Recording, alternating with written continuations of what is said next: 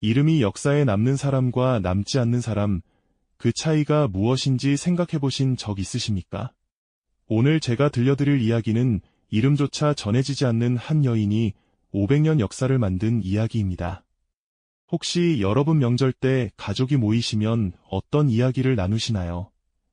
요즘은 젊은 사람들이 스마트폰만 들여다보느라 어른들 말씀에 귀 기울이지 않는다고들 하시죠.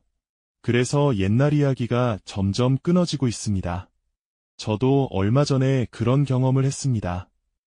어머니께서 외할머니 이야기를 꺼내셨는데 제가 한 번도 들어본 적 없는 내용이었습니다.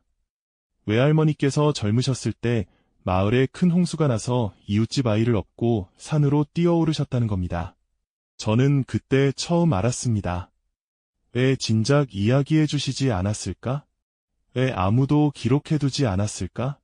여러분도 이런 경험 있으시지 않습니까? 나중에 알고 보니 우리 집안에 대단한 분이 계셨는데 이제는 자세한 이야기를 들을 수가 없게 된 경우 말입니다. 오늘 이야기 속에는 우리가 잊지 말아야 할 교훈이 있습니다. 끝까지 들으시면 여러분도 분명 우리 집안에도 이런 분이 계셨을지 모른다는 생각이 드실 겁니다. 자, 그럼 본격적으로 이야기를 시작하겠습니다. 우리가 아는 위인들 뒤에는 항상 이름 없는 조력자가 있었습니다. 이순신 장군 혼자서 예적을 물리치신 게 아닙니다. 수많은 병사들이 목숨을 바쳤고 거북선을 만든 장인들이 있었습니다. 그분들의 이름은 아무도 모릅니다. 역사는 참 불공평합니다. 높은 지위에 있던 사람들의 이름만 기록됩니다. 그 뒤에서 묵묵히 희생한 사람들은 잊혀집니다. 오늘 이야기의 주인공도 바로 그런 분입니다. 이름도 전해지지 않는 한 여종입니다. 조선시대 노비였습니다. 그런데 이 여인의 선택 하나가 무려 500년 역사를 만들었습니다. 때는 1456년입니다. 이때 조선 궁궐에서는 피바람이 불었습니다. 여러분 혹시 사육신이라고 들어보셨습니까? 성산문 박팽년 하위지 이계 유성원 유응부이 6분을 사육신이라고 부릅니다. 어린 임금 단종을 지키려다 목숨을 잃으신 분들입니다. 세종대왕의 손자인 단종의 왕위를 삼촌 수양대군이 빼앗았습니다. 이분이 바로 세조입니다. 사육신은 단종 복위를 계획했지만 발각되어 모두 처형당했습니다. 세조는 명령을 내렸습니다. 역적의 집안을 멸하라. 남자는 모두 죽이고 여자는 관비로 삼으라. 이 비극의 중심에 박팽년이라는 분이 계셨습니다. 17세에 과거에 급제한 천재였고 세종대왕께서 특별히 아끼셨던 학자였습니다. 박팽년의 최후는 참혹했습니다.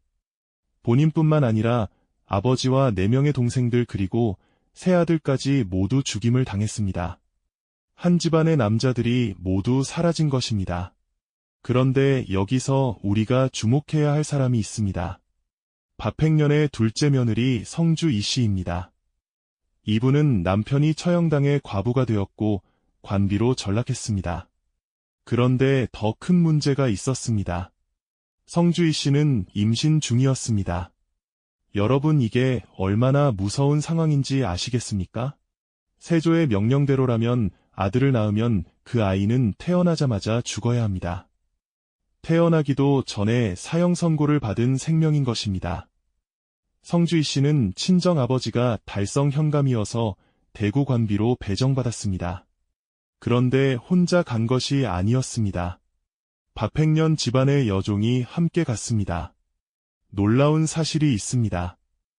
이 여종도 임신 중이었고 출산 예정일이 성주희 씨와 거의 비슷했습니다. 여러분 이게 우연일까? 아니면 하늘의 뜻이었을까? 1456년 가을 드디어 그날이 왔습니다. 성주희 씨가 출산을 했습니다. 아들이었습니다.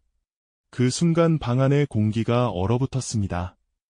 이 아이는 역적 박팽년의 적계 손자입니다. 관아에 보고되는 순간 죽을 운명이었습니다. 며칠 후 여종도 출산을 했습니다. 딸이었습니다. 그런데 여기서 상상도 못했던 일이 벌어집니다. 여종이 성주희 씨를 찾아와 말했습니다. 마님, 제가 아들을 낳고 마님께서 딸을 낳은 것으로 하는 것이 어떻겠습니까? 제 딸은 어차피 평생 관비로 지낼 신세입니다. 하지만 마님의 아드님은 대감마님의 대를 이을 분이 아닙니까? 여종은 자기 딸의 인생을 희생해서 주인의 아들을 살리겠다는 것이었습니다. 연려실기술이라는 역사책에 이렇게 적혀 있습니다. 박팽년의 여종 또한 임신 중이었는데 스스로 생각하기를 주인이 아들을 낳더라도 종이 낳은 자식으로 대신 죽게 하리라 하였다. 여러분 읽으셨습니까? 여종은 만약 자기도 아들을 낳으면 자기 아들을 대신 죽게 할 생각까지 했던 것입니다. 이게 쉬운 결정이었을까? 절대 아닙니다. 부모에게 자식보다 소중한 것은 없습니다. 그런데 이 여종은 자기 딸의 인생을 희생했습니다. 그날 두 여인은 아무 말 없이 서로를 바라보았습니다. 그리고 역사상 가장 기막힌 선택이 이루어졌습니다. 두 아이가 바뀌었습니다.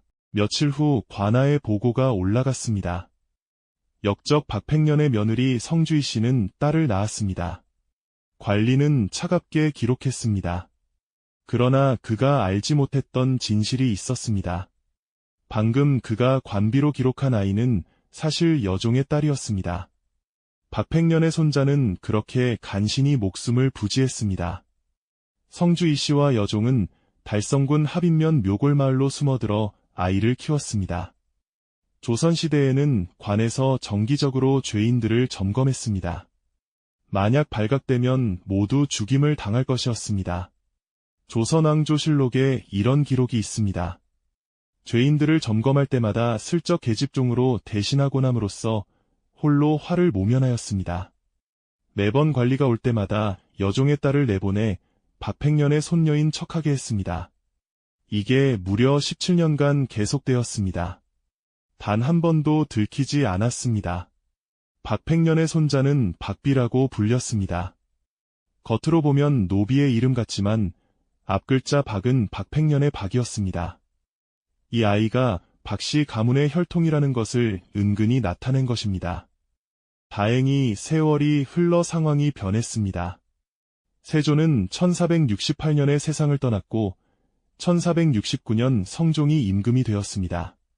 사육신에 대한 평가도 조금씩 달라지기 시작했습니다. 1472년 박비가 17세가 되었을 때 경상도 관찰사로 이극균이 부임했습니다. 놀랍게도 박비의 이모부였습니다. 이극균이 묘골마을에 왔다가 박비가 살아있다는 것을 알게 되었습니다. 연려실기술에는 이렇게 기록되어 있습니다. 이극균이 눈물을 씻으며 말하기를 내가 이미 장성하였는데 에 자수하지 않고 끝내 조정에 숨기는가 하며 곧 자수시켰다. 박비는 이극균과 함께 한양으로 올라가 성종을 아련했습니다. 17년간의 이야기를 모두 털어놓았습니다. 성종은 크게 감동했습니다. 연려실기술에 이렇게 적혀 있습니다. 임금이 특별히 용서하고 이름을 일산으로 고쳤다. 일산은 하나 남은 산호라는 뜻입니다. 사육신 중 유일하게 살아남은 보물이라는 의미를 담은 것입니다. 성종이 직접 이름을 지어주신 것입니다. 그뿐만이 아닙니다. 성종은 박일산에게 사복시정이라는 정오품 벼슬까지 내려주었습니다. 노비의 아들로 숨어 살던 청년이 하루아침에 벼슬아치가 된 것입니다. 박일산은 묘골마을로 돌아와 99칸짜리 큰 집을 짓고 정착했습니다. 할아버지 박팽년과 사육신을 모시기 위해 사당을 세웠습니다. 태고정이라는 정자도 지었는데 이것이 지금 보물 제554호로 지정되어 있습니다. 박일산의 손자 박계창은 박팽년뿐만 아니라 사육신 전체의 제사를 지내기 시작했습니다. 이것이 육신사의 시작이었습니다. 지금까지 500년 넘게 제사가 이어지고 있습니다. 만약 박일산이 없었다면 육신사도 없었을 것입니다. 이름 없는 여종의 선택 하나가 이 모든 것을 가능하게 했습니다. 이야기의 진짜 주인공은 누구일까요? 실학자 이덕무는 청장관전서에서 이렇게 말했습니다.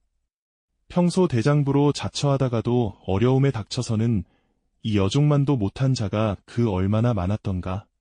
조선시대 양반들 중에 위기가 닥치면 도망가거나 변절한 사람이 얼마나 많았습니까?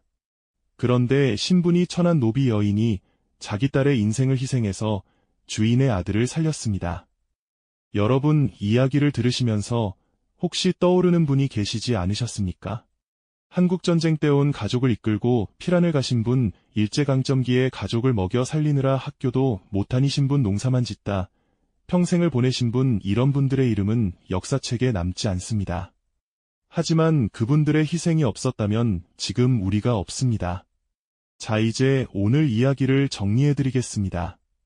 1456년 사육신 사건으로 박팽년 집안의 남자들이 모두 처형당했습니다. 임신 중이던 며느리 성주희 씨가 아들을 낳자 이름 없는 여종이 자기 딸과 바꿔치기 했습니다. 17년간 노비로 숨어 살다가 박일산이라는 이름으로 세상에 나왔습니다. 묘골마을에 정착해서 가문을 일으키고 육신사를 세워 사육신의 제사를 지냈습니다. 그 후손들이 지금까지 500년 넘게 이어지고 있습니다. 이 모든 것이 이름 없는 여종의 선택에서 시작되었습니다. 기억하셔야 할 것은 이것입니다. 첫째, 역사에 이름이 남지 않았다고 존재하지 않은 것이 아닙니다. 둘째, 우리 집안에도 기록되지 않은 숨은 영웅이 계셨을 겁니다.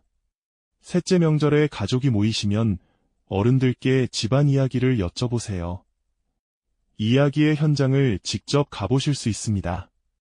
대구광역시 달성군 합인면 묘골마을에 육신사와 태고정이 있습니다. 보물 제554호로 지정된 아름다운 정자입니다.